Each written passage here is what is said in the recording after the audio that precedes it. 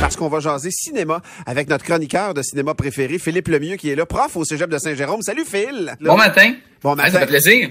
Bon matin, écoute, mise en contexte, tu vas nous parler du film Moulin ce matin. C'est la sortie de Moulin?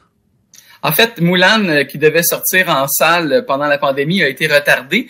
Et là, à partir d'aujourd'hui, il va être disponible aux abonnés de Disney+ pour la somme de 34,99 en dollars canadiens. Ouais.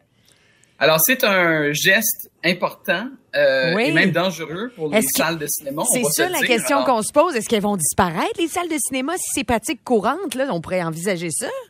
Ben, il est là le danger, mais il faut remettre les choses en perspective. Le cinéma en a vécu des crises avant la pandémie. Rappelons-nous, en 1953, à la sortie des téléviseurs, on disait déjà, mais là, pourquoi les gens iraient au cinéma s'ils ont des images en mouvement à la maison? Ouais. Ensuite, la télé payante, l'avènement de la vidéo, par exemple, dans les années 80 avec les VHS, et le fait de pouvoir acheter des films directement à la télévision.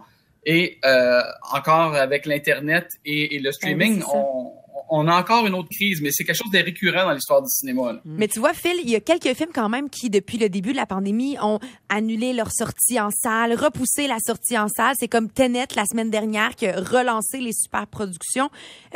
Parle-nous des films qui ont été annulés. Pourquoi? Comment? Ben, en fait, les films sont pas totalement annulés. Ouais. Ils sont retardés. Il y a James Bond qui doit toujours sortir en novembre. C'est prévu pour l'instant.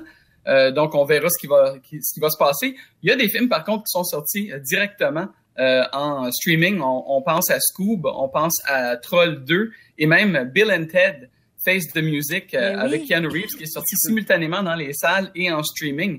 Mais là, ce sont tous des films, on va dire, B, qui s'adressent surtout à des enfants. Mais avec Moulin, on est devant une grosse super production à gros budget avec une grosse distribution et il y a des attentes importantes. Alors, si ce film-là fonctionne bien, s'il y a suffisamment de gens... Ça pourrait créer un précédent, là, ouais, vraiment. Ah oui, absolument. Puis, faisons le calcul, là, Disney+, ils ont 60 millions d'abonnés, grosso modo. Si seulement 1/6 de ces abonnés-là, donc 10 millions de personnes, achètent le film à 30 $ américains, ça fait un revenu de 300 millions de dollars pour Disney, avec rien du tout à payer, là, parce que ça va tout dans les coffres de Disney d'un coup sec, là. Alors, je comprends ça, oui, mais je comprends, Phil, mais il y a une expérience qui vient avec le cinéma quand même. Il y a la grandeur de l'écran. Il y a des fois même l'idée de le regarder en gang. Tu comprends? Il y a certains films, entre autres, comme Star Wars. Tu as besoin de l'écran comme ça, même si les cinémas maison sont performants, là. Bon, là, je sens, Martin, que tu essaies d'aller me chercher dans l'émotion. Ouais. Là, excuse-moi, c'est toi qui me pointe dans l'émotion. C'est vrai ce que tu dis, c'est une expérience aussi, mais soyons terre à terre, là. Je vais être l'avocat du diable. Le prix du billet pour 2 adultes et 2 enfants, grosso modo, là, c'est au moins 35 $. Si tu rajoutes le popcorn, la liqueur, le chocolat par-dessus ça, c'est une sortie de 80 $, 100 $ même. Ouais. Alors, ça devient payant quand même, là, d'acheter le film à ce prix-là si on est abonné à Disney+. Mais oui. T'as raison.